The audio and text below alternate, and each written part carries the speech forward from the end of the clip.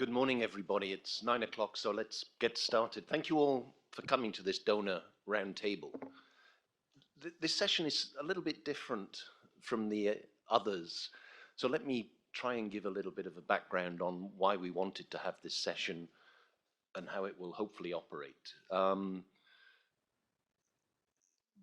key message, and I'm glad there's so many people sitting, listening to this. This is not a closed meeting. It's not the donors collaborating amongst themselves without that outreach. The key purpose of this is to hear from what the donors are doing, what we're collectively trying to achieve, but with the ultimate aim to serve our clients better, the developing member countries across the region. What do you want to see, and what collective action would you like to receive from the donor community or the policy leaders within transport? So that's, and the ground rules, we have some guiding questions, and we will put those to 2 or 3 people around the table, but it is meant to be a roundtable discussion. So please feel free to add or ask questions, and we'll start within the table, and for each of the 6 topics, and I think the questions will be put up on the screen, we can go to those as well.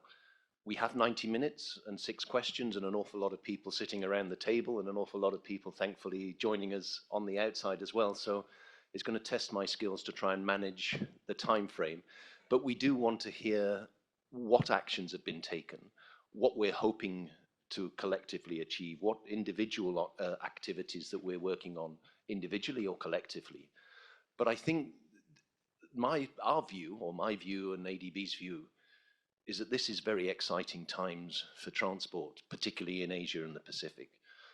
That we're winning in some respects. We have about 95% of the e-vehicles in the region, but it's still only around 4% of the vehicle fleet, and by 90+% because it's the 2-wheelers and the 3-wheelers. So we are leading in those respects. We're leading in metros and high-speed rail. But again, considerable finance is required on the climate change. Transport-related SDGs we heard yesterday in terms of accessibility. Now, transport's fundamental role is to provide access, and hopefully we're doing that in a sustainable and equitable and environmentally friendly way as we can, and those are required. But the number that was bandied around quite a bit yesterday is that there are close to 2 billion people in the region that have poor access under SDG 911 for rural access, 2 kilometers of all-weather road. And I'm testing my health here. I think it's 12.1 in terms of quality urban transport. Correct me if I'm wrong in terms of that urban access part, but our assessment is that that's 1.7 billion. So even that fundamental access, physical access is not there. The affordability access is a big issue as well. So on the climate change and looking at decarbonisation policies, a government will prepare one policy, and the people like ESCAP who are sitting at the table who support those governments in terms of those global policies or countries too global, the bilaterals and multilateral donors who are sitting around the table, we must work collectively and support the governments when they develop that decarbonisation pathway or policy, because there is only one policy set. I refer it to sort of work we were doing with JICA and World Bank in Pakistan. If we have the design standards for a road, we can build this section of road, World Bank can build that section, assuming they meet, and JICA can build that section. We can sort of work collaboratively, but not to the same extent we must do when we're looking at these scaling up and global public goods or national enterprises and policies that are delivered. The other exciting part is the Decade of Action on Sustainable Transport, which will start in 2026. Again, a shift in our collective action to do better types of transport or support those developments, both in the sovereign side with the governments, but also the private sector's role within that as well. So a lot of the policy, particularly say in the decarbonisation side, will set that enabling environment for the private sector to come in and make a lot of those investments as well. So it's not just working closely with the governments, but working with the governments to ensure that that large financial investments required both in infrastructure and the systems, whether they're less emitting vehicles, logistics chains, and all of those components too. So I do see that there is an increasing need for collective support to the governments across the region, and that's one of the reasons we were pulling this meeting together. We have the questions up on the screen, so you can see what that's trying to keep the conversation free flowing, but to some kind of structure. As I said, it'll test my management skills if we've got 6 between 90 minutes. I can't even do the maths, but we've probably got around 10 minutes for each of these questions. But we've got highlighted, so the first question, World Bank AIB will provide their view. We'll ask open for quick responses or interjections on each of these items, and then we'll call time and move on to the next question. I hope we can leave some time at the end for any questions that there may be. We want to hear from you, what you see, you want from us collectively on the policy side, on the financing side, on the technical, and all of those components. So please, it's a round table, it's meant to be a discussion. Please make it as interactive as possible. So the first question, and I'll go to World Bank first, then AIIB on the multilateral side, but just some of your thoughts on current areas of assistance that you're providing Asia and the Pacific, and where have you seen that shift from clients? And I'm probably talking more about the governments, but private sector as well. So Ben, please. Yeah. Thank you for the opportunity for a nice introduction. My name is Ben Nijberg. I'm the practice manager for transport East Asia and Pacific. So I'm not covering the whole of Asia, but I think the topics I'm covering will cover and capture also South Asia and Central Asia.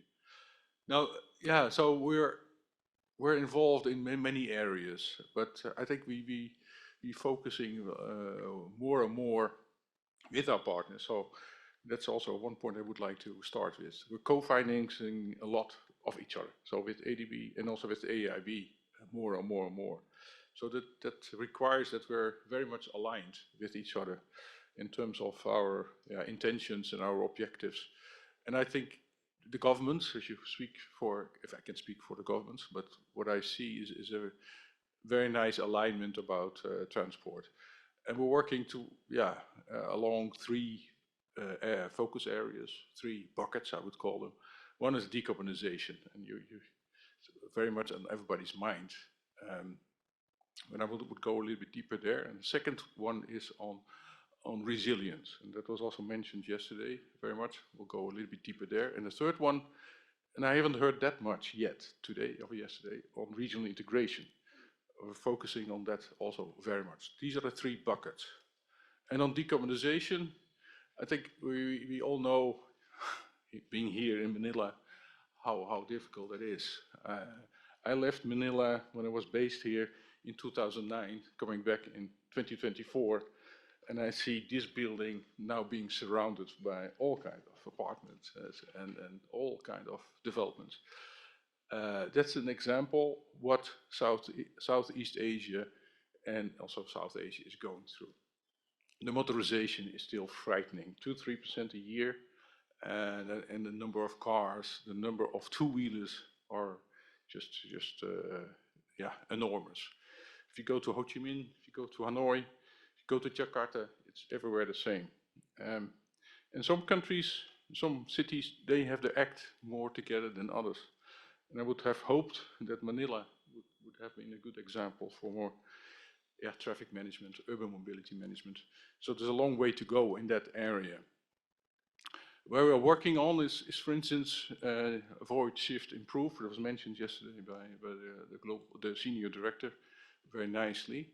But it's about putting that into practice. And we just submitted a project to the board, the World Bank, for China. And that's a bit of the test. So I have to be careful here because that's now being submitted. It's now under review of our shareholders on the basis of an avoid, shift, improve matrix with a mix of interventions, of policies in terms of demand, but also in terms of policies in supply. So parking policies combined with extra BRT, for instance. So let's see how that works out. It's a result-based financing. We're not financing specific interventions or investments. We're financing the results. And that for a city in China, Yichang, 1.5 million in the province of Hubei. I think we should have a look at that at some point and see how that works out. There's a tier 2 city, and so there are 80, 90 other of that kind of category cities in China. So it could be a very nice kind of example of how an overall shift and proof framework can be applied and operationalized. It's also based on our work, and that received the Oscar in sustainable transport, the Xinjiang project in the north of China, sustainable development transport. Just got the reward of IDDP. Very proud of that, it's World Bank project. And that's following that same kind of approach. So that's an area where we can push the agenda quite nicely as a World Bank with partners, with IDDP, with all kind of donors and NGOs supporting us.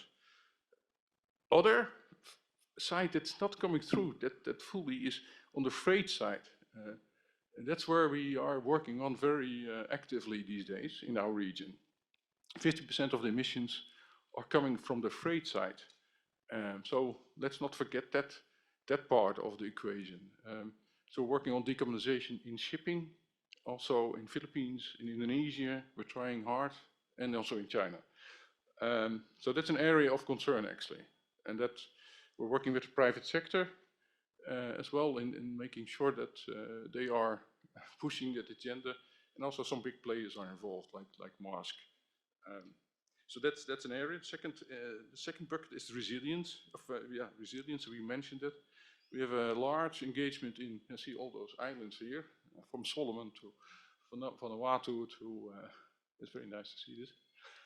We're all in all those smaller places. Some very vulnerable, like Vanuatu and Tuvalu, or even PNG, where we're working with ADB and putting in place resilience.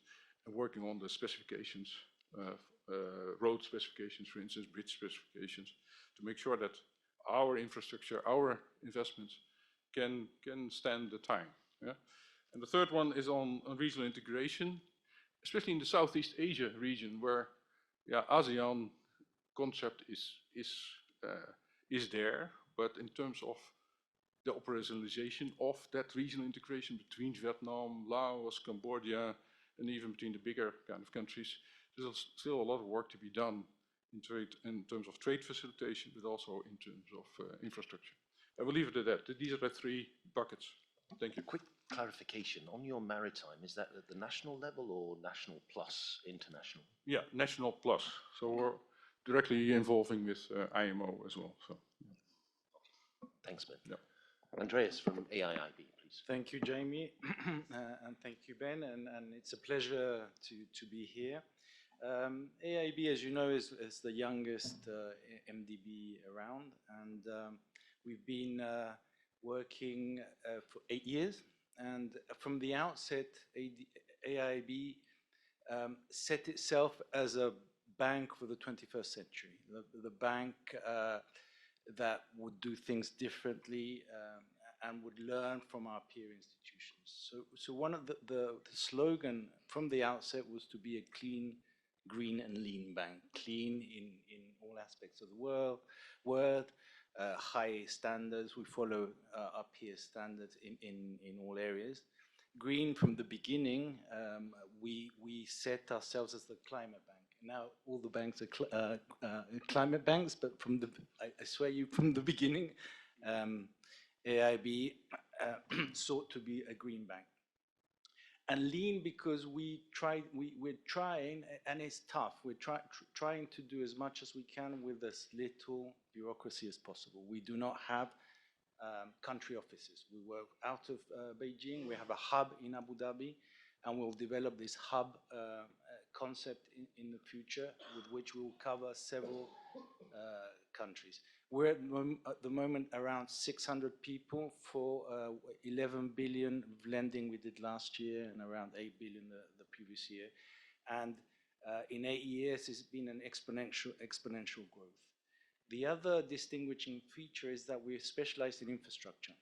We only do the infrastructure sectors, and transport is more or less 50% of what we do.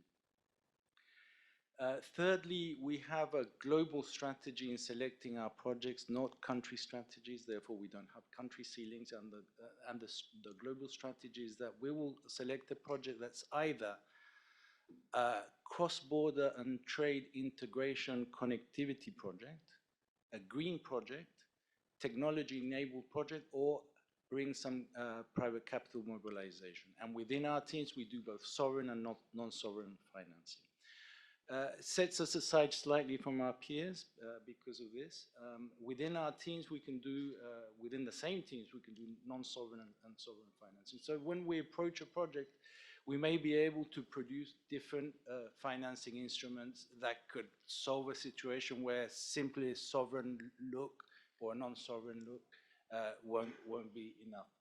Now, in terms of what we're seeing in the trends, technically what our clients are presenting to us is very large infrastructure projects. So in our portfolio at the moment, it's around 45, 48% roads and bridges, and we have a lot of metros, railways, and we also have airports and some ports. And on the non-sovereign side, we finance vessels, we finance e-vehicles. So I'd say the trend, and luckily, the trend seems to be going towards the greener, the rail and the metro, particularly in second-tier cities in India, but also in Southeast Asia. I mean, Philippines is an example of that. So with our, as I said, with our criteria, obviously we have a penchant for green infrastructure, but we do roads. And to be fully honest, because we're a new bank, we're not choosers yet. I mean, we are doing the projects that clients bring to us, and if they fall in the categories, they fall in with a screening procedures, we will do them. Now, we have, as all MDBs, established Paris alignment screening procedure, which is very, I think we worked a lot on it. It's very detailed, and within that procedure, we're able to do airports while other financiers are not doing airports. And we're looking at how to improve the methodology to better cater for vessels, for example, you know, for maritime vessels. Financially, we're raising funds with sustainable linked bonds.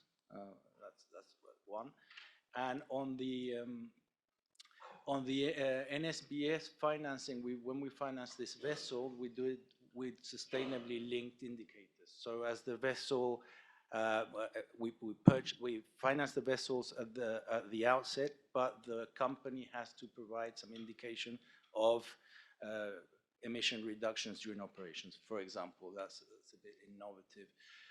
We are working on, as I said, we're a project bank, so our mandate is not to be a policy bank. We like to think we are client-oriented, so we try to not get too involved in policy development. Having said that, and because the bank in its growth stages worked and continues to work as a co-financier. I mean, at the beginning, we co-financed practically everything with my colleagues here from the World Bank and ADB. This is not something we're moving away from, but we're kind of perfecting. We're signing an agreement with AFD in co-financing, so it's going to be our an instrument. It's going to be a modus operandi. That doesn't mean we can't do, and we do standalone, but we'll continue and we nurture this co-financing culture. And within that co-financing culture, we are approving like a development policy loan linked to climate.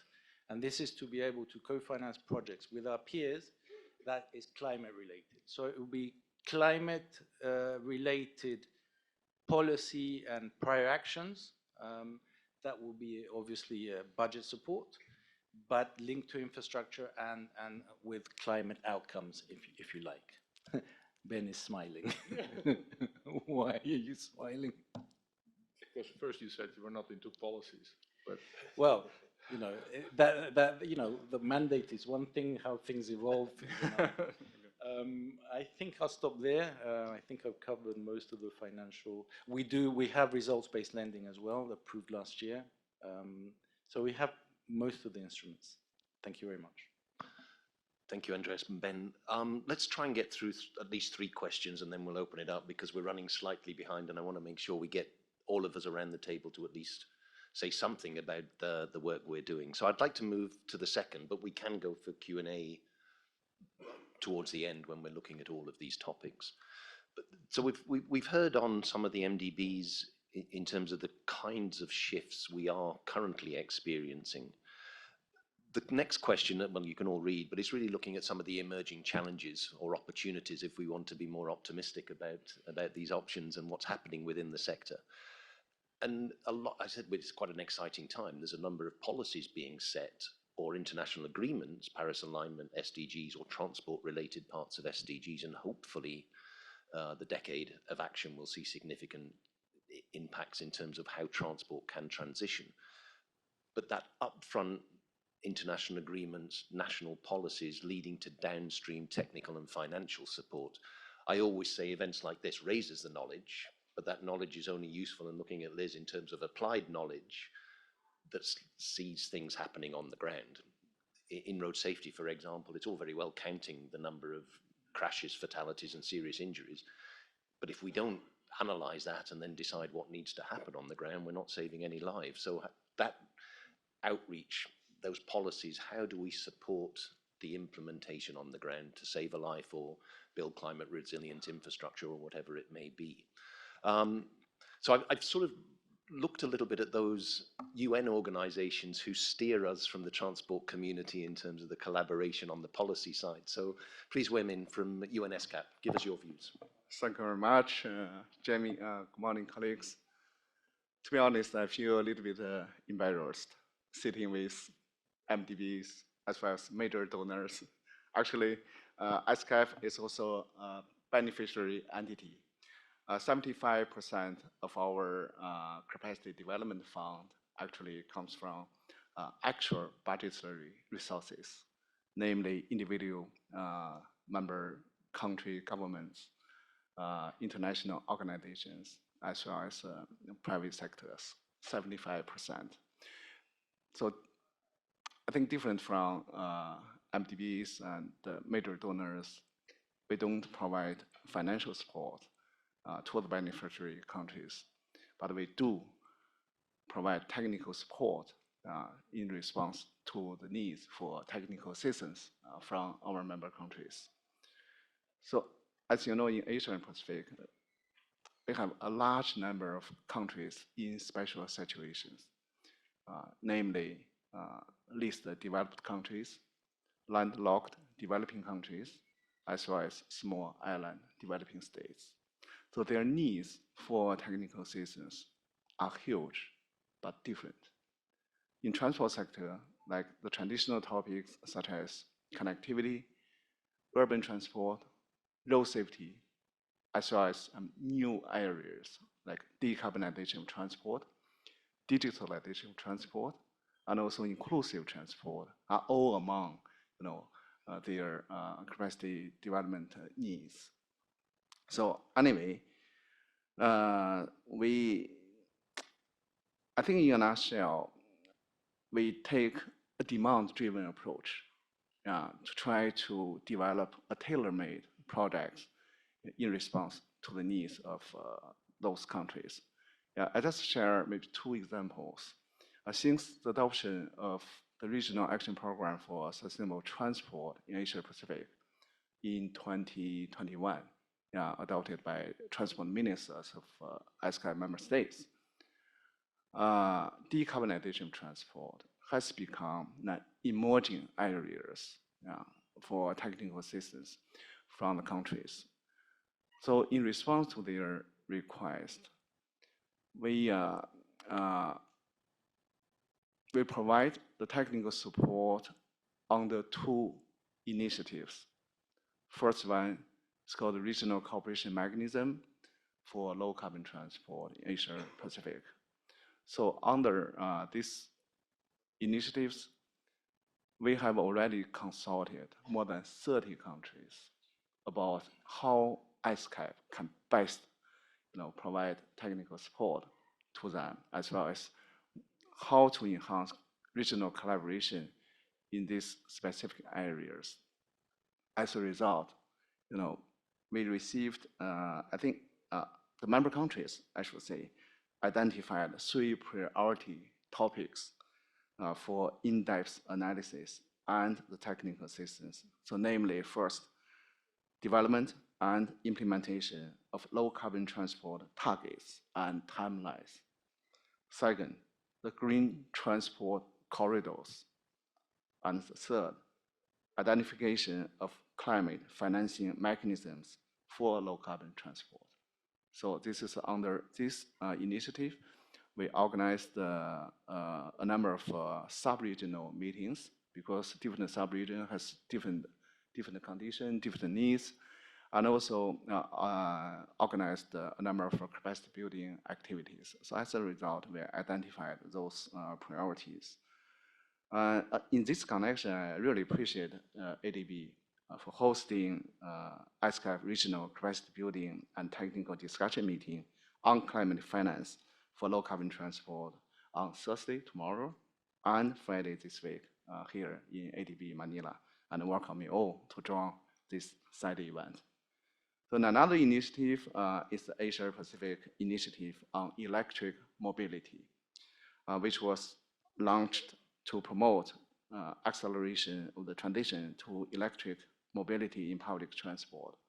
So far, more than 20 ISCAP member states have joined this initiative. And in response to the special needs member states for technical assistance in this specific area, we designed a dedicated project on electric mobility and successfully mobilized funds to support its implementation. So the project was concluded last year and was highly praised by beneficiary countries.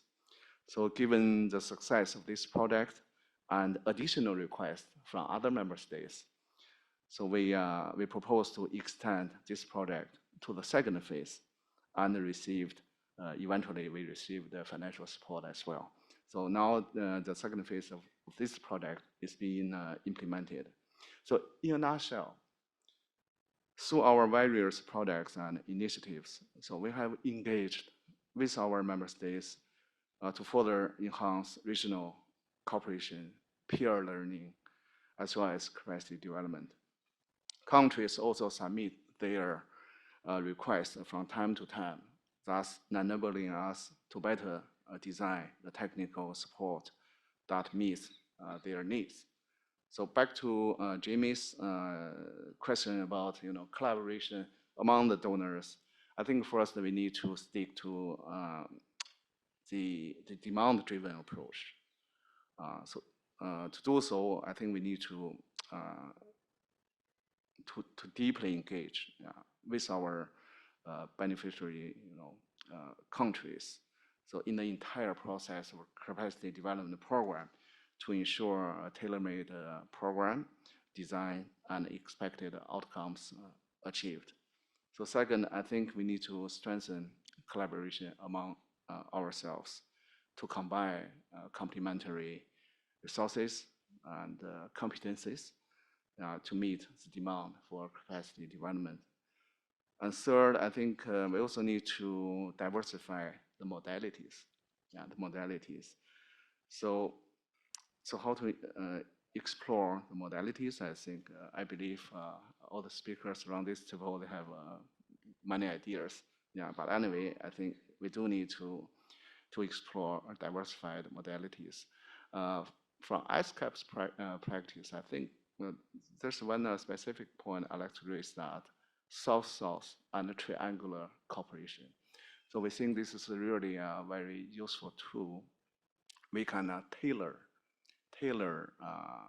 or match the needs from member countries with the offer from the donors. This way we can also share the information among the potential donors, and also how to match their offer with the needs from member countries. So I just share those. And thank you so much. Thank you very much, Wim. And keeping with the UN, Manoj from UNEP, we have a close relationship on some of the e-mobilities that was discussed as well. Please, Manoj. Thank you, Jamie. We thank ADB for providing us an opportunity to be part of this forum, and I'm personally happy to be part of this discussion. So as Jamie mentioned, UNEP, with the support of Jeff and other bilateral partners, German and other partners, for a global e-mobility initiative, which is working to support around 60 countries. Especially if you talk about the Jeff program, in the last cycle, Jeff 7 cycle, we have been working with around 23 countries. And in the Jeff 8 cycle, we are now working with around 9 to 10 countries. So coming back to the platform, we work with ADB for the Asia region, where we are trying to disseminate the knowledge generated under this program, have peer-to-peer exchange, and on Friday we also have a program. ADB is leading that initiative. So coming back to the some of the emerging challenges in this region, uh, colleagues, I am part of the climate mitigation unit, which exclusively works on the Jeff project. I am not a sector specialist, so I'm just coming from that angle when we develop the projects. So when we develop the projects, we always do the barrier analysis, problem tree, or theory of change, all those stuff. So what we look at when we found some of the barriers which are available in these countries is few countries there is no concerted institution to work on the public transport or decarbonization the transport. Different ministries or different agencies have you know, a differentiated responsibility, which is probably hindering the fast pace of decarbonization here. So we are trying to address this issue of institutional strengthening in some of the projects when we are doing the country projects. And the other aspect what we found was the environmental regulations on used EVs, no, and battery end of life and the circularity in these countries. The again related aspect is some of the countries currently there is a possibility for strengthening the guidelines or the regulations around import of vehicles, the quality and the efficiency of those vehicles, so that it doesn't not deteriorate the environment. So that is also one area where we are trying to work with the country projects. And in terms of disposal as well, in few of the country projects, we found that there is a strong barrier associated with that. So we are trying to work to come up with some legislation for a sustainable financing system for e-waste disposal and recycling. Land issues for environmentally safe and end of life cycle disposal for these countries is also a challenge, especially when the country size is small.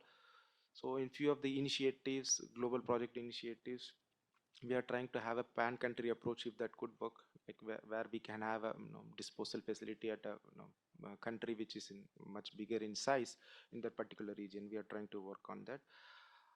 Some of the issues when the project size in the country is small is on the high upfront cost of the electric vehicles and the lack of access to financing and with no incentives for import or purchase of electric vehicles.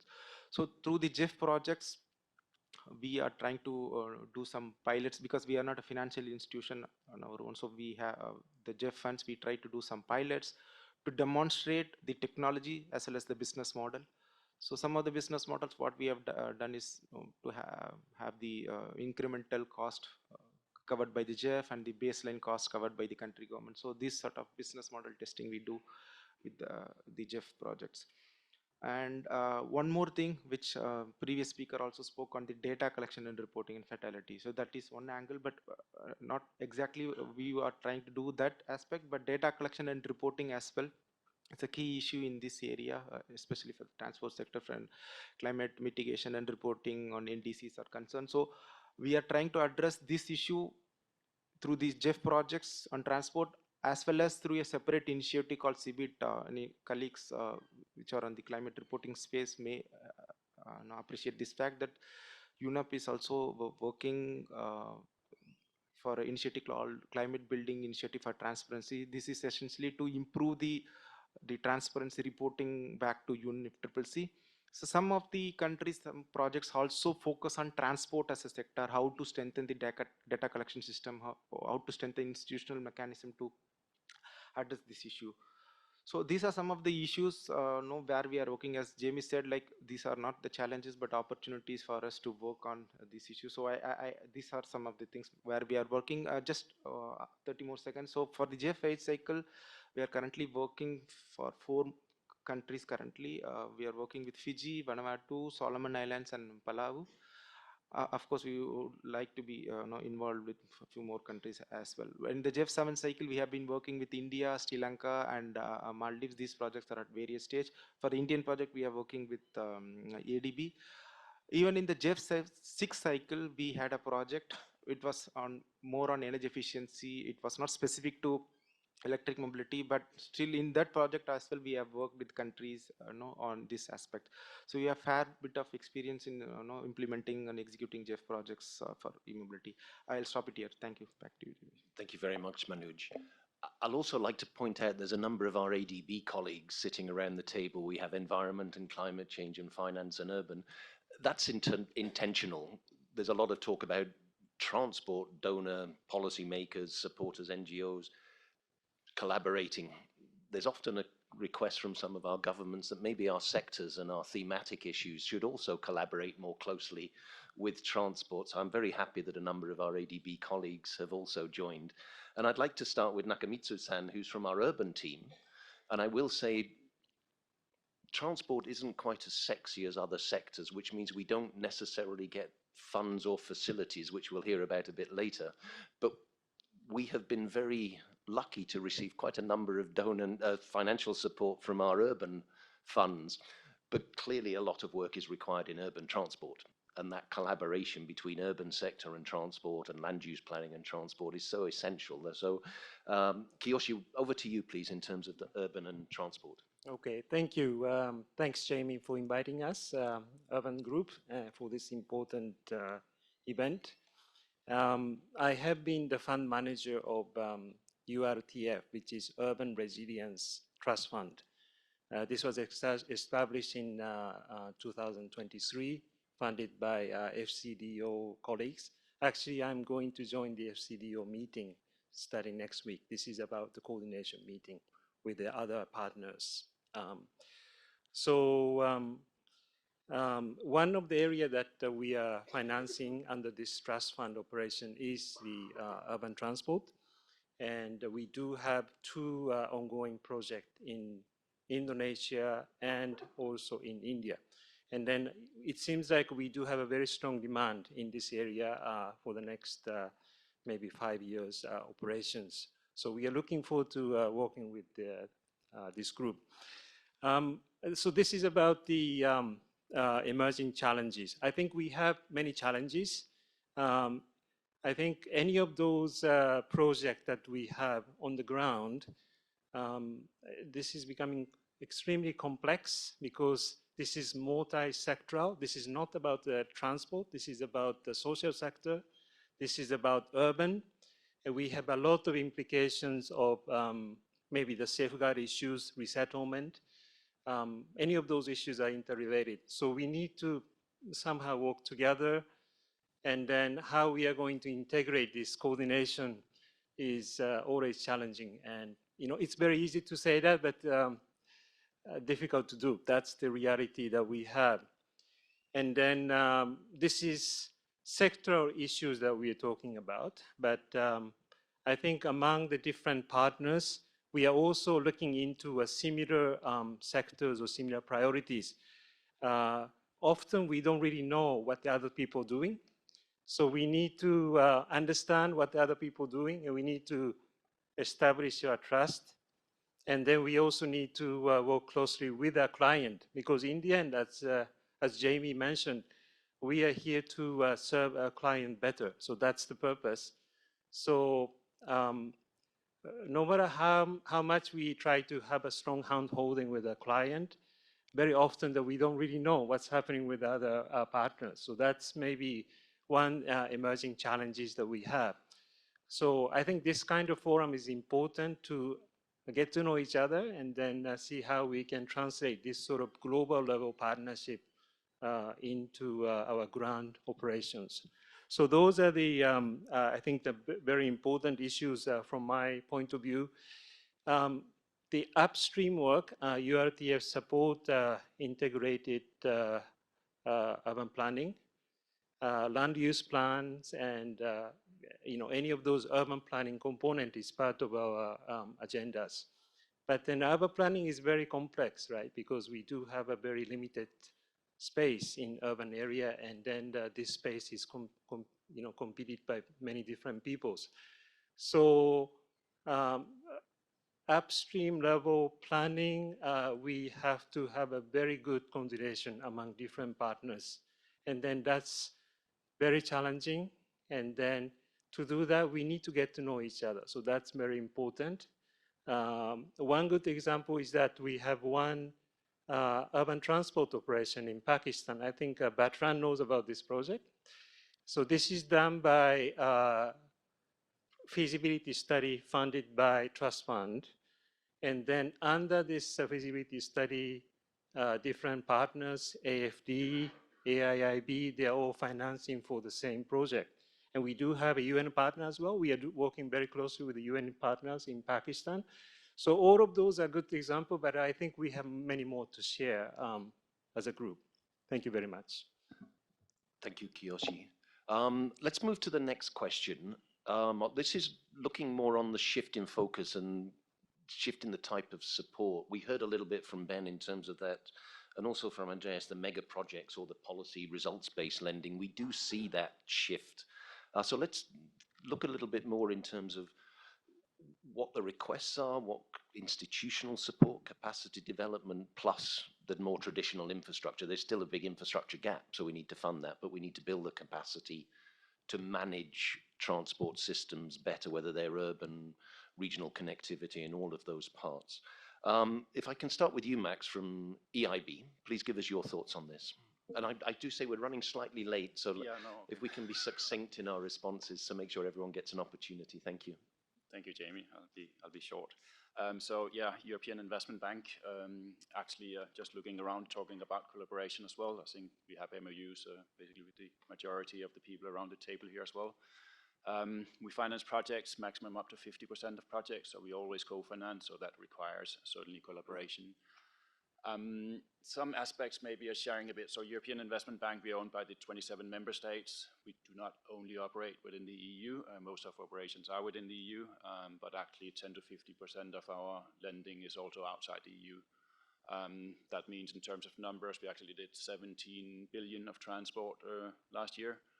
So even the 10 to 15% outside the EU is quite a lot. Then I work in the transport sector, both actually policy and operations, which is sometimes also unusual, but that also means we immediately see what works in terms of policy initiatives on the ground in the operations and can feed that back into our policy orientations as well. We, back in 2019, pronounced the Climate Bank Roadmap, was approved by our board, be a climate bank as well as many of you.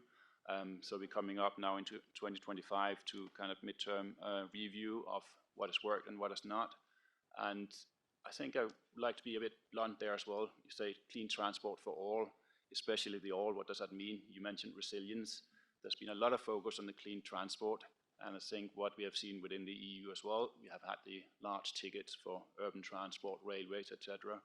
And also now with technical assistance, blending, having financial instruments that target also the private sector, new technologies. There's been a push, at least within the EU, and we see that bearing fruit now, actually having operations and deployment of hydrogen, electric charging infrastructure, electric buses, public service contract, etc. So that's coming into play. But also with our targets on climate lending, I think maybe one unwanted consequence of that, I can say now, is that there has been the focus on chasing those big tickets as well, the clean transport, right?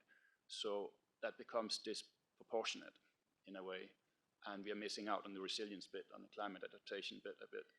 And those are some of the working tools. We start now working closely together on that and see what does that actually mean even internally, our lending departments are not even sure what to bring to the table. So of the 17 billion we financed last year, actually we're already exceeding our 2025 targets of more than 50% of all our climate, of operation exceeding the climate targets, right?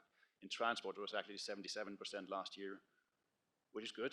But what does that mean? Well, actually that we finance all those large ticket, 100% climate mitigation, because that's what our lending officers think we can do. And they are surprised, oh, can we actually still do roads? Can we still do ports? Can we still do airports or not? Oh, we can do that, yeah, and the road safety bit.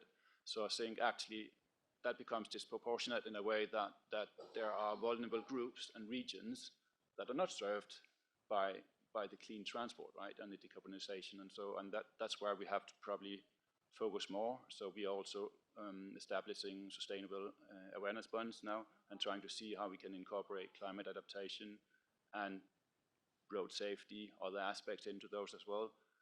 And maybe that's where we have to see in collaboration, how do we define resilience? How do we define climate adaptation? We're trying to turn that a bit on its head, focusing on existing infrastructure, aging infrastructure as well.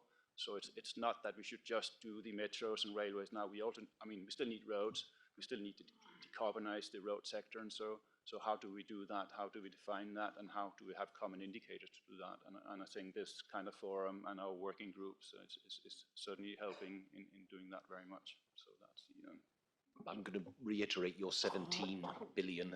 So all MDBs are similar, but not all quite the same. We were just discussing, you have quite a different way of support, which is considerably larger in terms of lending volume than maybe the other MDBs.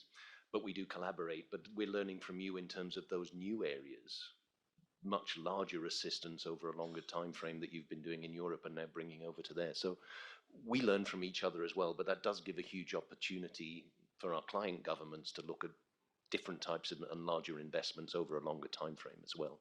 So thanks for that, Max. Melissa, can I move to you for GIZ, please? Yes, thank you so much, Jamie. So sorry for my voice. I think it's the cold here. So I heard that yesterday Apple, the app, mentioned that he wanted to invest in the Philippine jeepney. And this was actually our first project in the Philippines, which was the jeepney modernization. I know we had meetings in your office then, Jamie, in 2017. And that was the only transport project that GIZ had at that point in time. And we worked wholly on a policy level. Fast forward to today, in 2024, we're now working horizontally. That means across different agencies. At that time, we were only in the OTR, but now we're also working with the ILG and DSUD, Department of Human Settlements and Urban Development, under our Urban Act project. And we're also working vertically in terms of the jeepney modernization was on a policy level for GIZ. And so now we're working vertically all the way until the LGUs to help them with their, I know it's a lot of LPTRP, so the local public transport planning for the local government. So that's how much GIZ has expanded its assistance, technical assistance. What do the governments ask of us? So in general, on a policy level, they've been asking us for greenhouse gas inventory, for MRVs, continued support, of course, for the PUVMP, the Public Utility Vehicle Modernization Program, which started out initially as the Jeepney Modernization Program. There's also a lot of requests for green shipping, financing schemes for urban development, and for under DSUD, the Department of Human Settlements, they actually need a lot of TODs, which is transit-oriented development. And for the LGUs in particular, they need very, very basic things like transport offices and traffic management plans. And so if we look at it in a 360 way, there is a huge need in the Philippines alone. But the Philippine office that we cover also covers the Pacific Island countries. So we also work in Vanuatu, Marshall Islands, and in Fiji. So in the Marshall Islands, we also have the low carbon sea transport with vessels that are actually created in the Republic of Korea. So we have to um, not really fly, but launch the vessels from Korea to the Marshall Islands and to come up with that low carbon sea transport that is sustainable. So I'm uh, I'm talking very much on the ground here because GIZ does work on the ground, and we do implement projects. Same with a lot of UN agencies on for and in behalf of the German government, but also for Urban Act. We also work on behalf of. We have a lot of co-financings from the European Union as well.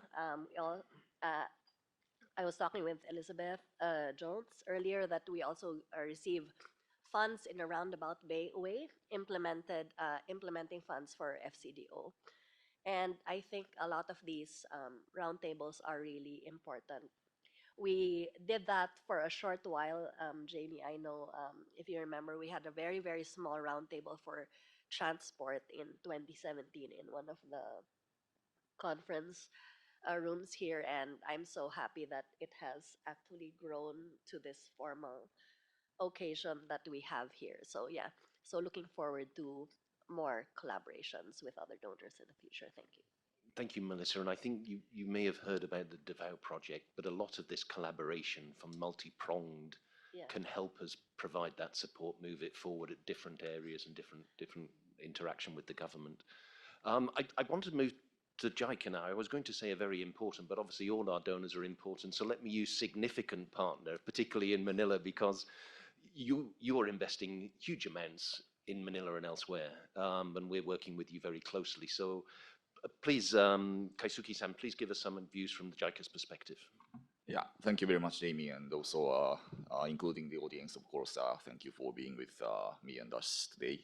And well, running out of time, so I'll try to be short, but 3 points I want to talk about. One is that, well, there could be a shifting focus. There is a shifting focus, and there will be shifting focus, but JICA stays and remains to, our support to be practical, pragmatic, and also what's happening based on the ground. That is the starting point for us. So when we talk about the infrastructure project, including transport, common issues. One is like lengthy approval process within the recipient government, as well as donor side also, if I may say. Number two is land acquisition. That's always what bothers our project. Number three is within the recipient government, the budgeting, project programming, or cash flow management. Those three common issues, remains to be common issues. And of course, we donor have to, say to our recipient government to improve these points. But sometimes it's difficult for the recipient government because, they have to criticize within their government or the politicians, which may make them difficult. So it's important for the donors like us to raise kind of one big voice, uniform voice, to pressurize our recipient government, and our fellow counterparts can act on it to improve on those points. So that's one point I wanted to mention. The second point is about the coordination of the collaboration. And when we talk about the donor collaboration, I think, some participants already talked about it, so I'll skip on it. But the projects we are going to be involved in the recipient countries, it has to be well planned, well coordinated, in the sense that, there are, typical example that one of the railway project conflicts with another road project or something like that. It always happens in our recipient government. And what we should do is, share our know-how or experience, how to avoid, how to make those well coordinated, what are the implications having those 2-3 projects at the same time. So these well coordinated, well planned approach, we are focusing on that point very much, including the Philippines, but of course entire partner countries. That's the second point. And third point is the comprehensiveness, if I may say. Traditionally, of course, the focus is in an actual project, transport project we fund for. But we go upstream, downstream, both. Because like in the case of Philippines, we do urban development master plan. We start with, Then we may go for a road master plan or the railway master plan. Then we go to the individual projects, and along that we will do the capacity development. And also, we are currently, giving a focus on the operation and maintenance of the infrastructure, because Philippines is also one. But once the infrastructure is, constructed, completed, there's many cases that the issues happens in the operation and maintenance side, lack of budget for maintenance or poor operation, which will negatively impact the project we intervene. So, and of course, and one more aspect is that when it comes to the operation and maintenance, the collaboration with the private sector is another aspect we also focus on. Sometimes in cases, those are one of the way to improve the operation and maintenance.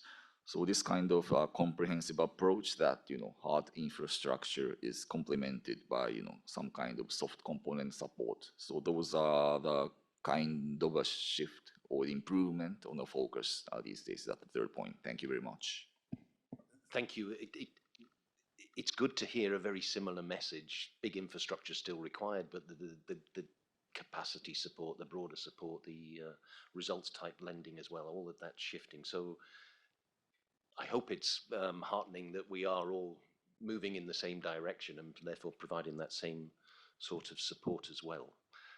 If I can move on to the next question on donor collaboration, but in light of the international agreements or global public goods, and they may not be the exact topics, but if you would like to sort of chip in, we had a Jacob who was leading our fund management, but Jacob's not available. But Kinan O, could you please give us a little bit of an oversight of the funds that we do have? And the reason this is important is we can get into pockets of funding, grant finance that's available within ADB to support our technical and financial assistance as well. It's not just the more traditional TAs and loans, but we have a number of other facilities as well that can drive this agenda forward. Okay, thank you, Jamie. It is my pleasure to attend the Transport Forum. I am Kinamo, managing the Korea Trust Fund in the ADB. Actually, I'm apparently not Jacob. So, Jacob is the director of Partner Fund Division, our division. But something came up, so I attend this meeting on behalf of him. In our division, we are managing many trust funds from sovereign donors and philanthropies, which include major single donor trust funds in ADB, Japan, PRC, and Korea. These trust funds mainly used to finance technical assistance projects administered by ADB. If Jacob is attend here, Jacob can give you more comprehensive view on our operations and collaboration with donors, but my knowledge and experience are mainly limited to Korea. So I'm focusing on the collaboration with the Korean government. Having said that, when it comes to the project selection criteria and preferences, Japan, PRC, and Korea shares many things. I'm pretty sure about that. Korea has only one trust fund in ADB. It is EAKPF, E-Asia and Knowledge Partnership Fund. And transport is one of the priority sectors of the fund, and the Korean government has huge interest in. Actually, we are ready to support more transport projects. And I think transport project usually has high possibility of getting funded by the Korean fund, but actually we don't have many candidate projects in recent years. Over the last 5 and 6 years, we are supported only 2 transport TAs every year in average, amounting to 1.4 million. Last year, we approved 2 transport projects. One is modernizing port using digital solutions, making a digital twins and then benchmarking the port, modernized port from the advanced country to making a digital twin in Indonesia and Vietnam. And the other one is from the sector group, which develops pipeline project related to the e-mobility, mainly focusing on the e-bus project in Uzbekistan and Kazakhstan. As I mentioned earlier, we always welcome transport projects, especially when it has solid and tangible outputs, country-specific activities, and strong linkage to the investment landing of project. Also, we are willing to discuss any TA project to introduce new and innovative transportation systems using digital technologies such as GIS and mobile communication or even satellite technologies. This is an overview of the Korea Trust Fund support for the transport TAs in ADB. So thank you. Very interesting. A number of governments have listened to something over the last day and no doubt throughout the rest of the week and have said, can ADB help? So I'm going to be knocking on your door and saying, can we access some of that money to provide support to the governments that have been raising that as well? Thank you. If I could now move to the French government and AFD, another very close partner with us. Anne-Laure, please. Thank you. So AFD Group is divided in three entities. So Proparco is in charge of the private sector financing, Expertise France of mobilization of French expertise. They like to become the new French GIZ also. And AFD, the development bank. We have a global transport strategy. I think it's pretty much the same that everybody here, in line with the SDG agenda and the Paris Agreement. We maybe have a very more demanding climate screening than other donors. So now we mainly finance urban mobility, railway sector, and some maritime project also. We'd like to do more. We are very involved in Mobilize Your City partnership because we really believe in this platform. Around 86 cities around the world have joined the partnership, mainly secondary cities, because we focus a lot in the project with capital cities, but with the partnership we can address also the secondary cities challenges. And the philosophy of the partnership is that a good planning can lead to fundraising, and it's working. Actually, we managed to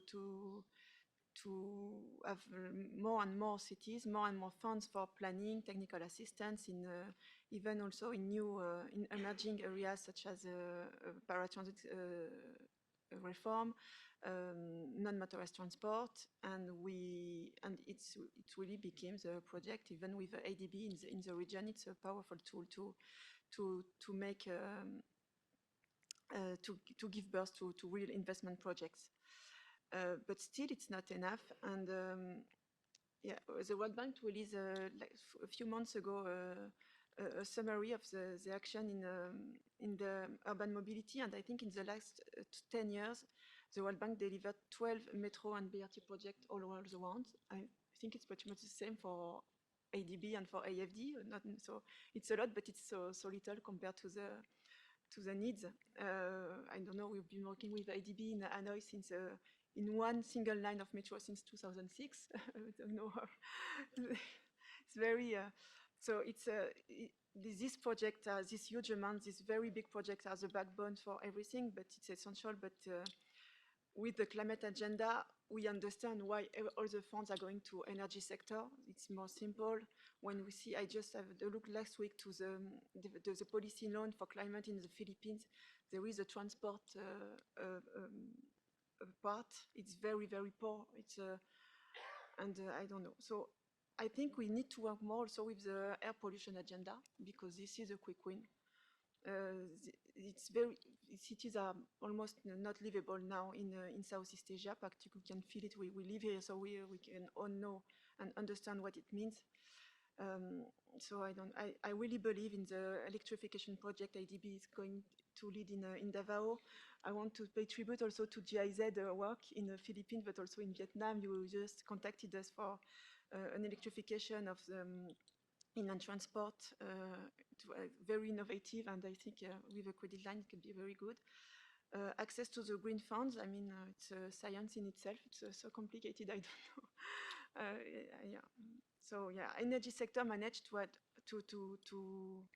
focus all the funds, the JETPs, but for transport, yes, we need to. I think we need to have a more simple and convincing offer. advocacy to gather also climate finance, and so yeah, because I think transport is a new challenge for humanity, not less. But, yeah. Thank you.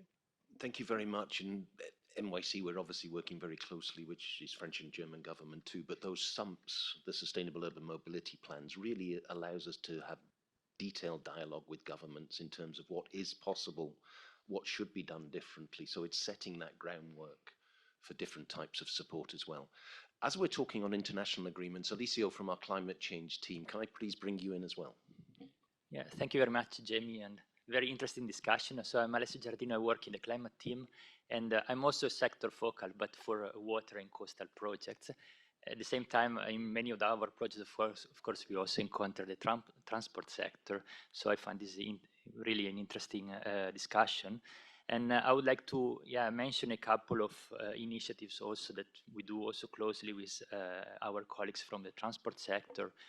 First of all, on the resilience aspect, I mean, it was mentioned just at the start by our colleague Ben from the World Bank, the importance of resilience for the sector. And I would like also to maybe bring it even a step further.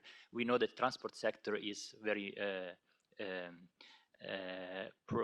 is very impacted by natural hazards and disaster and climate change. But it can also have a really big impact and importance to steer developments into a resilience direction. And I think the issue of planning, resilience planning was mentioned. Of course, transport sector can really play a crucial role into trying to increase resilience at the more system levels. So what we do in our team is really try to mainstream resilience through upstream assessment and climate risk assessment to try to find this cross opportunity to try to develop projects that are integrated and mainstream really resilience at the system levels. And I would also like to mention maybe a couple of initiatives we have recently with our transport colleagues. Just in March 2024, we had a proposal that was approved with GCF of 169 million that was focused more on e-mobility for 7 countries, and with focus on electric buses and upgrading the public transport. And it was a really great cooperation between climate team and the transport colleagues in trying to see how we can really embed resilience in all different parts of the project, including nature-based solutions and other measures to decrease the risks from flooding, for example, and other climate-related risks. Another GCF proposal that was approved in 2018 focused on the port subsector, and it was in Nauru. Again, really trying to look at opportunity to try to make also these sectors in this project more resilient, and trying to really also looking beyond the port only, but also how the quality of the people around, how they could really benefit from the improvement of resilience transport facility. And then also we have a lot of cooperation with GEF, but perhaps I believe that Yoko may be add on cooperation with GEF at the end of this session. So perhaps I stop here. Thank you. Thank you very much. We will hear from Yoko on the environmental and the broader nature-based solutions. You saw the Green Road Toolkit, so a lot of interesting work and how we can do more or should be doing more in that area. If I could now move to the UK government, and we've got a number of people, but Liz is from FCDO, the Foreign and Commonwealth Department, but also bringing in Mark on climate compatible growth, and Neil, if you could also join in on this. But over to you first, Liz, please. Thanks very much. So I just first of all wanted to come back to my colleague from France, and I think made a really good point that energy as a sector has actually managed to make itself a much more sort of high-profile sector, I think, than the transport sector. And I think that's really a challenge to us all, that we need to think about how we actually communicate the narrative of transport, which at times, I think, we make it too complicated. We all know it's complicated. We all sort of like have talked about, we've listened to all of our discussions. We all know lots of things about roads and ports and rail, and it's all fantastic. but actually non-transport people don't necessarily want to know that level of detail. And so I really think that as a sector, we need to be much better at communicating a clear and much more simplistic narrative. And I wonder whether that could be around transport costs just being too high. So then people start to understand a bit more about what we're talking about, whether they're too high environmentally, too high economically, and too high socially. It covers pretty much all the bases. So I know that wasn't the question that I asked, but it was sparked by my colleague from France. Yesterday I mentioned, but the UK Foreign Secretary last week recommitted to the SDGs being off track and the UK needing to play a bigger part in that. Obviously that means larger and faster investments, but also I truly feel that it also means that we need to be much more evidence-based about actually what we're doing in the SDGs. So that means research, evidence, innovation, but as Jamie said right at the beginning, all of that for impact. So thinking about the impact of that research, the impact of those innovations, and the impact of that evidence. So again, yesterday I mentioned, but the UK's ODA last year was about £15 million. About 400 million of that was on international development research. So that international development research and that evidence should be actually really informing the UK's centrally managed programs, such as the Green Cities and Infrastructure programs, programs that we do with the ADB, with GIZ that have been mentioned, our own country programs, our DFI, which is the British International Investment, but also our core funding to MDBs. So I think it's just coming to a conclusion, the negotiations on the ADB's Asian Development Fund, which will mean that the UK will be the 4th largest donor again with 150 million. And similarly with the World Bank and IDA, then amongst, I think it's either the 3rd or the 4th largest donor in that. So we do trust fund programs, as have been mentioned, and specific research programs through the different banks, but also we actually fund the core elements of those banks. And so what that means again is around evidence. So trying to make sure that we're all a learning sector as opposed to just all individually doing our own projects and programs. So Jamie mentioned, but I think it is a really exciting time for the transport sector, and part of this is on new technologies and innovation. We've got the Decade of Action coming up, so we need to make sure that we can really make the most of that.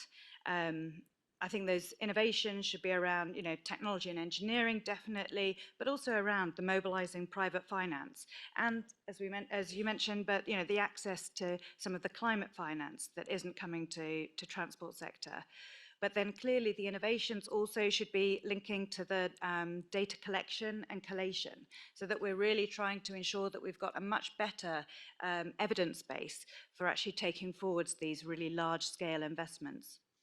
My colleague from SCAP mentioned sort of the South-South learning. From the UK's perspective, then that's really crucial in thinking about how we actually embody really, evidence-based, but also impact of that evidence.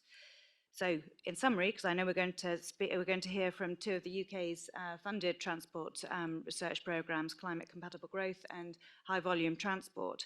But I really feel that the transport sector can make that kind of jump into being much more of a learning sector and an impactful sector.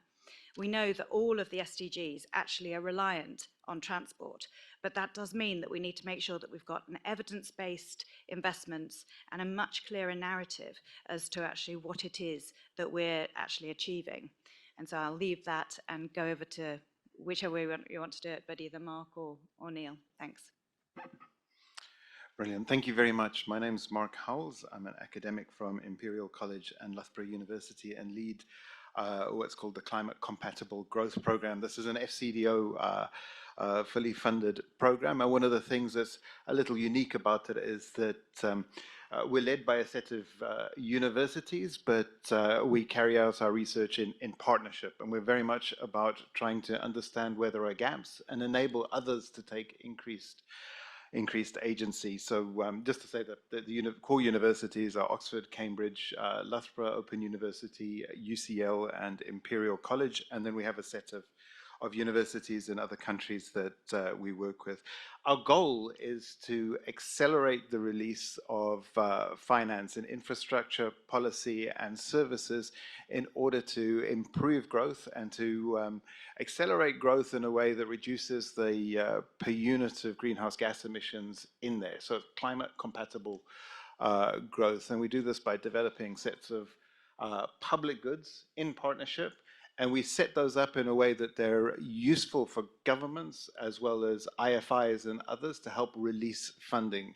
We have this sort of overarching way of organizing our research where we think of going from data, what information do we need, how do we analyze that to get through the screening processes to help mobilize finance, so going to the deal. So we call this thing data to deal. And incredibly important for us is to understand what the screening processes are amongst IFIs and others, as well as governments, to release the funding that's required. Another point is that, as was mentioned by colleagues from France and as well as the FCDO, transport is not a sector in isolation. It operates inextricably with the rest of the economy. So something else that we're very keen on doing is just cracking this nut, making sure that transport is part of the big picture. Should mention that we work with international organizations. The head of our international partnerships is the former chief economist for infrastructure from the World Bank. So we have a seamless interaction. We'll talk a bit about ADB involvement in a second. But this has helped us create evidence that, for example, finds its way into the text of climate agreements and so on. We do various work with countries interested in being able to understand country specifics. We want to develop global goods that are generally applicable, as you were talking about earlier on, but also conscious that sometimes those goods, it's not one size fits all. So sometimes those goods have to be set up in a way that enable countries to develop their own plans and meet these criteria and move through them really quickly. Our research covers transport, energy, mitigation, adaptation, and resilience, so we can package those together as opposed to the distortions that you were talking about earlier on. And then importantly, these sort of investment pipelines. How do we package these together, going from the right kind of high-level political commitment, harmonization around development plans in different parts of the economy, understanding then exactly what capacity is needed and what institutions in order to deliver a low-carbon investment strategy, and then helping to bridge the gap often between IFIs and government. And this can be at several levels. We talk about infrastructure. We sort of understand that fairly well. But also, how do we develop policy-based loans that help to crowd in some of that private finance, or alternatively, develop some of the services that are sometimes missing. We saw during COVID massive shifts with respect to the need to be able to commute in the same way as we had to commute. Are there like gains to be had from that or not?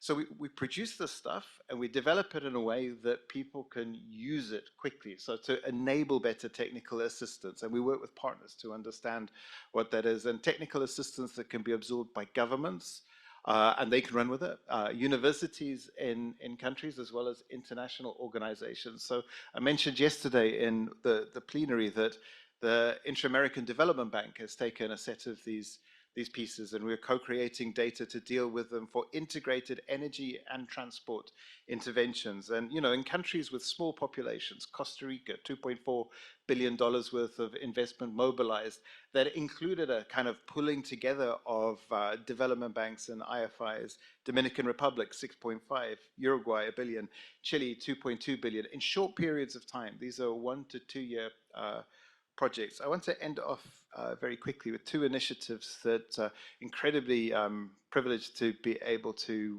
work on. The one is with Jamie's team at the ADB, where speaking to Liz's point, we're developing a simplified tool that allows you to put in macro transport policies, but also include your energy policies as well as other policies. So at a glance, you can quickly see if you change a little bit in transport, change a bit in energy, these large reductions in things like greenhouse gases, large improvements in terms of a country's fiscal situation, and large investment opportunities as well, but set up in a way that the transport planner can look at it and think, ah, yeah, that speaks my language, I understand that. The energy planner can have a look at it and understand what that means in their language, which is a different language.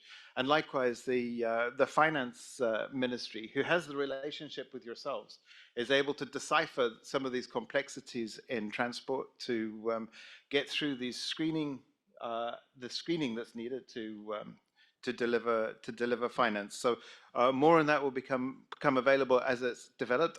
One last piece that involves everybody at this table is the Transport Data Commons initiative, which we're extremely happy again to work together on. And this is to create a basic set of data that can be used just to get over that that barrier to entry, so we can start doing analysis and join these bits up to get from data to deal faster. Thank you. Thank you very much. A theme in terms of simplified language coming from the English contingent here, so that's good to hear. Neil, please, over to you. Thank you very much, and I'll try to be a bit quicker.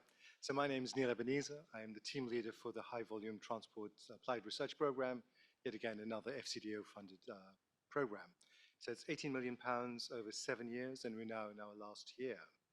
And really this was done to support research into sustainable transport development across sub-Saharan Africa and South Asia, and provides a new body of research to help inform the decisions of policymakers and planners and make road transport greener, safer, and more accessible.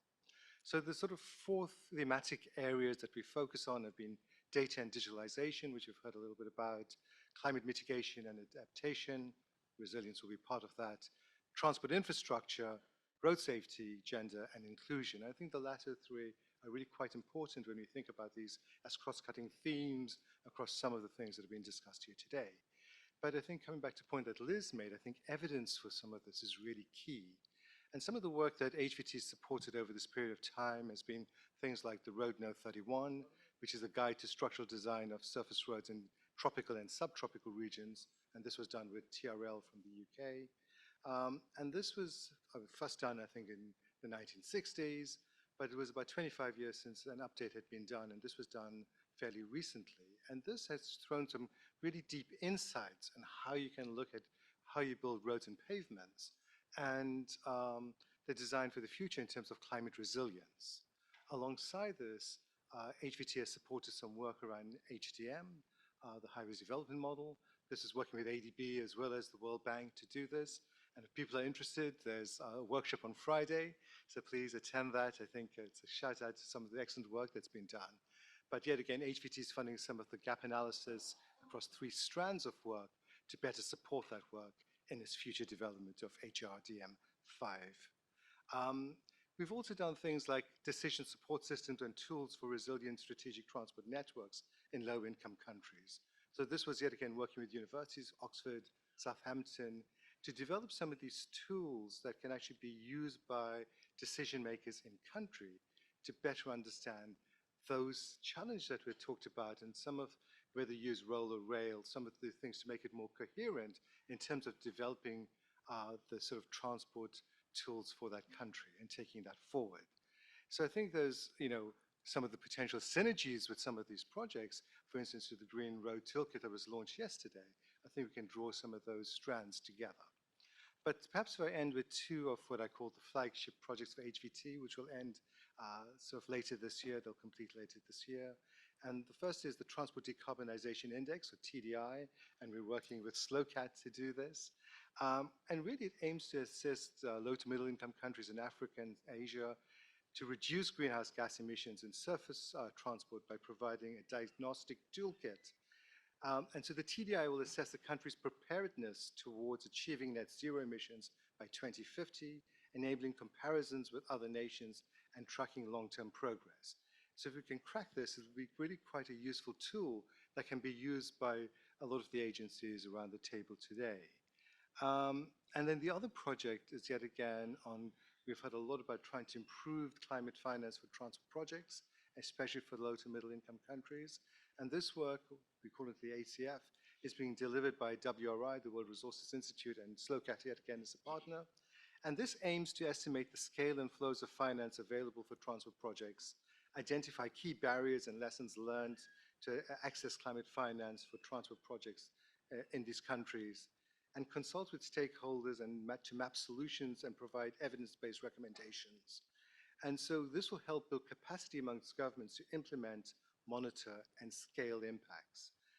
And so both of these projects have held workshops. They've tried to get quite broad stakeholder engagement, and they have project advisory groups, and I think some of those on this table or their representatives have been inputting into those.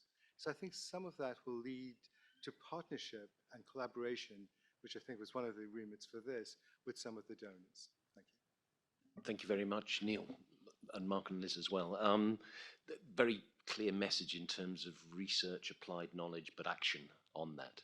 And hopefully we can get to a little bit more action on this last comment. So Yoko, if we could turn to you on more of the environmental impacts, but also how those fit in global pushes and how we can support our client governments in that respect as well. Please, Yoko. Great. Thank you so much, Jamie, and the organizers for pulling together such a rich conversation around the roundtable. And also congrats for the Green Roads tool, which really pushes further on the environmental sustainability of the transport sector here at ADB. And that's exactly what my team is doing, as I'm a director of environment at ADB, which works on environmental sustainability, particularly on nature, biodiversity, circular economy, and also green infrastructure is a big part of our work as well, in a collaboration with the transport sector. And I also serve as the executive coordinator for the GF portfolio here at ADB.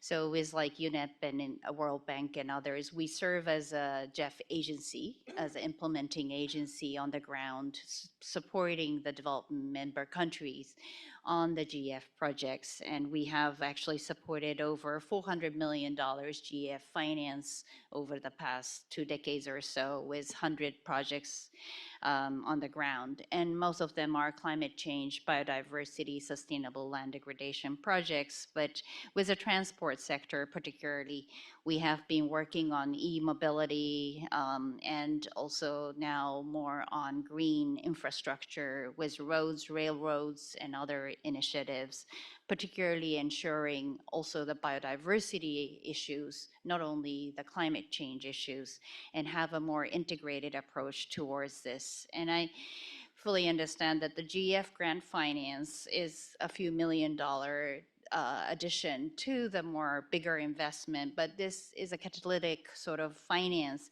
that enables more the regulatory and policy conditions under the project, and also raises awareness and needed policy development, and also ensures social inclusion, particularly women, disabilities, and others, which is really important to have a more whole of society approach to transportation.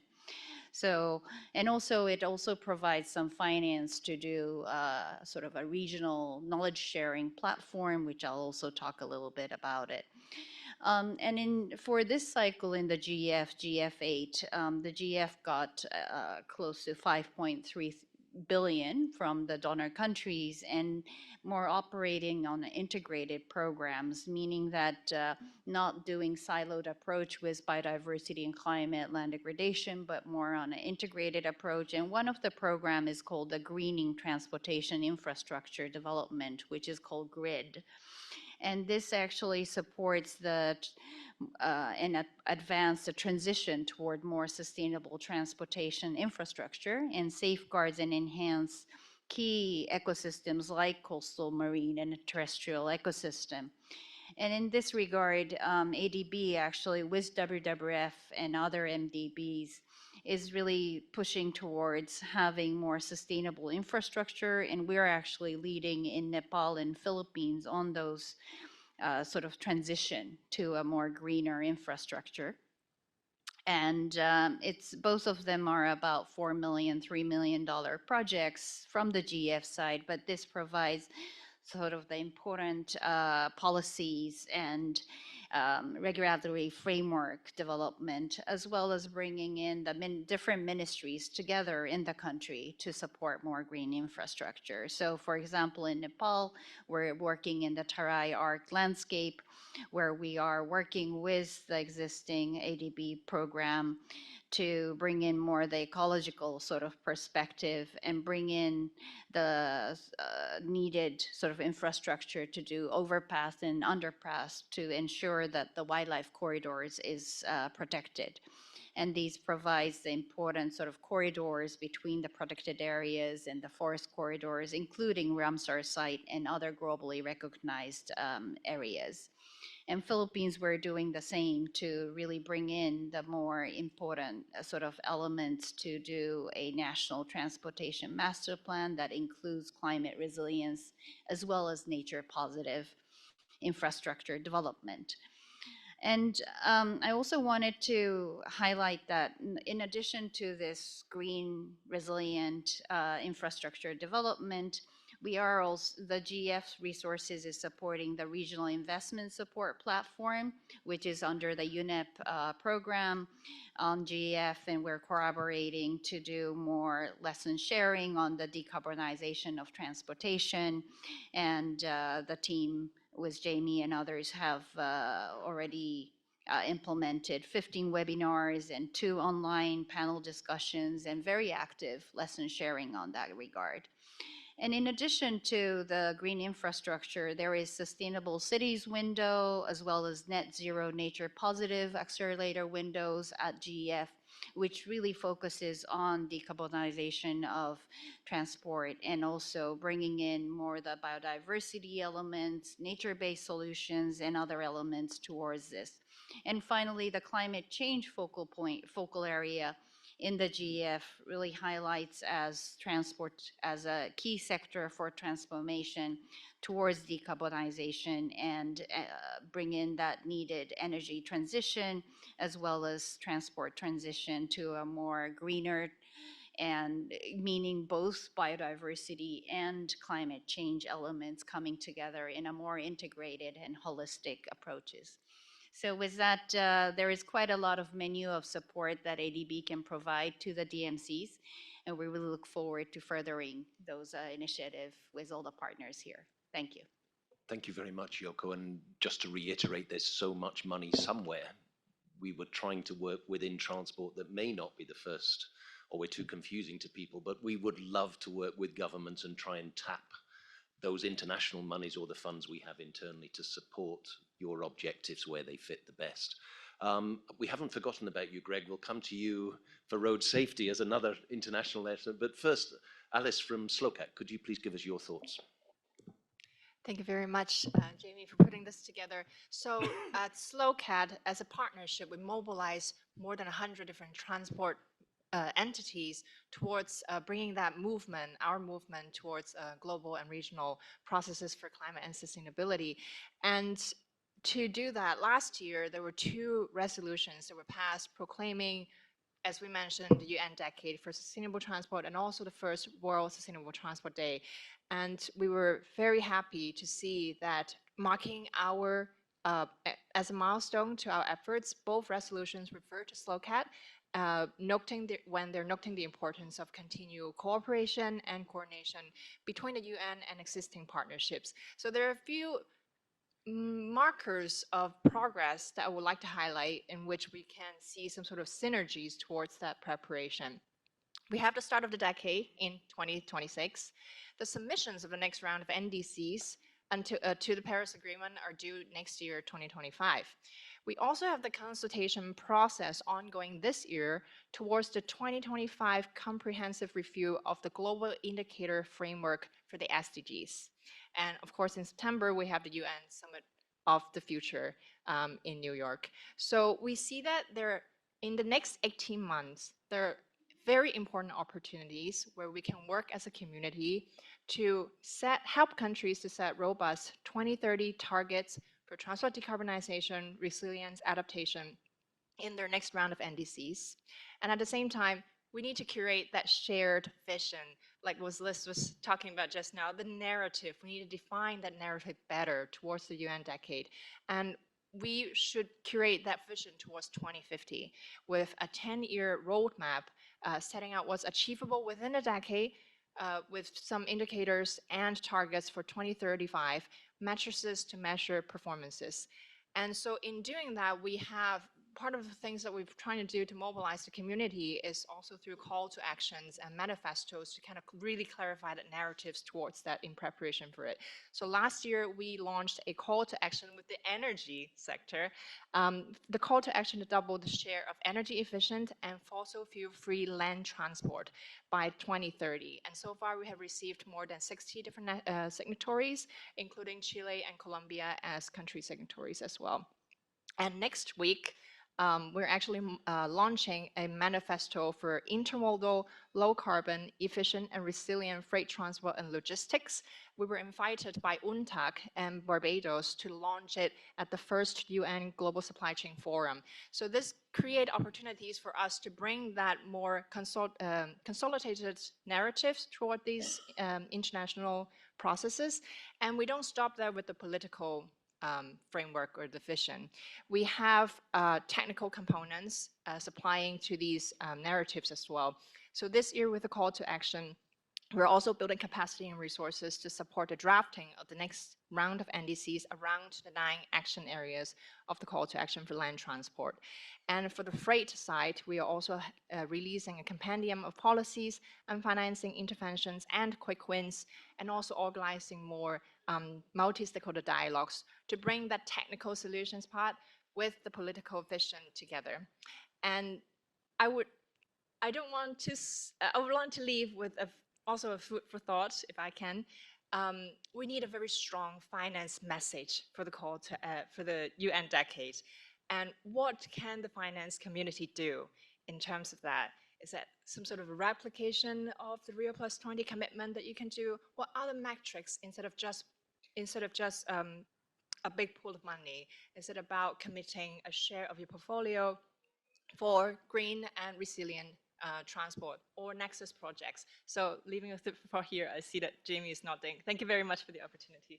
Nodding because you're challenging us, which is great. No, but, not to put you uncomfortable in this. Well, we're running over time. No, Greg, please, let's go to you. I know we're eating into coffee, but please, Greg, go ahead. Thanks, Jamie, and thank you everyone for sharing this. It's been fascinating and really interesting, and so get a lot. And I've got lots of notes to come and chase you all and find out more. But so I'm from IRAP, the International Road Assessment Program. Like Wei Min, I'm a little sort of uncomfortable here because we're definitely not a donor, we're a recipient of funds, but also our tools have been used in projects that nearly all of you have implemented around the world. In fact, the tools have been used in more than $100 billion of infrastructure projects around the world. And just last week, we celebrated some research that was led by Johns Hopkins University that showed that those projects that you've financed and countries have built, road projects, that have embedded the IRAP tools have helped to prevent 700,000 deaths and serious injuries between 2016 and 2024. And that's going to keep going up because these projects continue to save lives as these safety barriers continue to prevent road crashes and sidewalks continue to give access for pedestrians. That's going to continue to save about 3.2 million deaths and serious injuries through to 2044. So we know that these projects that are embedding safety are working, they're making an impact. And we're at this tipping point where we can't stop. We have to keep pushing harder and harder to make sure that we reach the targets. We've mentioned the decade of action that's coming up for sustainability, but actually we're in the decade of action for road safety right now. We're halfway through and we're not quite tracking yet to reach the targets. So there's a lot more that we can do. A key message in terms of like messaging for us is that safety is critically important to low carbon transport, sustainable transport. It's an enabler of that, but also it's a beneficiary of that as well. And I think, Ben, you mentioned the Tianjin project in China, which I had a chance to be involved in, which is fantastic. And it is an example where by creating street environments that were comfortable for people to be in, it encourages walking and cycling. And that then enables better use of the public transport, which enables improvements in road safety. So it's this sort of circular element, but it's critically important to keep in mind. But also, while ever we continue to build roads for access, safety has to be a key part of that. And so one of the things I would say is, for every single project that you are involved in, like asking that question, what is the road safety footprint of this project? For roads, it's very obvious, it's some sort of footprint, but there's lots of projects that happen that question might not get asked quite as explicitly as needed. If you're building a hospital, for example, or a renewable power plant, these all have an impact on the road environment. They're an opportunity to make sure that that project is safe, doesn't have a negative impact, but there's also opportunities to make this positive impact as well. So what is the star rating of your road project, your power plant project, your hospital project? I think by sort of explicitly asking that question every single time, we have an opportunity to find all the sort of low-hanging fruit that there is about making these incremental improvements that add up to something significant. One of the other things we work on is like, how do we help countries go from these often very catalytic projects and make sure that they are genuinely catalytic and become mainstream in a country? How do we ensure that a fantastic World Bank project in Tanzania means that they then continue to implement those approaches in the long term? And we know that the countries that go well in safety have good policy, they have good leadership, not just in government, but across the private sector and also in civil society as well. So how do we help to build that leadership and that engagement? The local technical capacity is incredibly important, as you know, but also the ability of agencies to cooperate together as well. Like, very often we'll see projects where part of the safety solution lies with one agency and part of the safety solutions lies with another agency.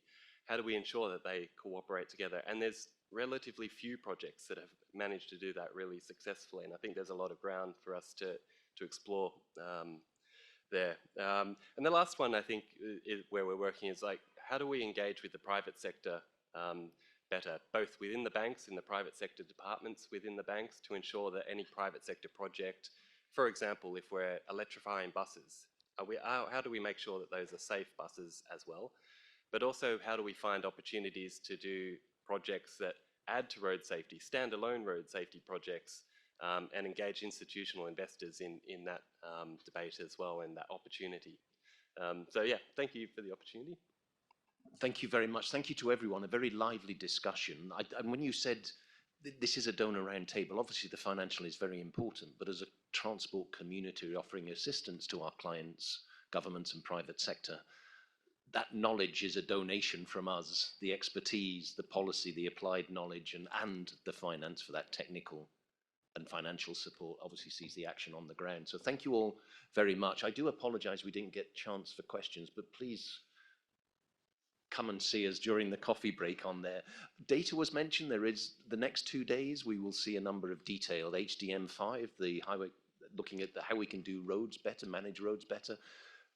We're short of time today, but there are opportunities over the next 2 days to look at data, to look at HDM5, to look at these other components as well. So thank you all very much to the donor panel, roundtable.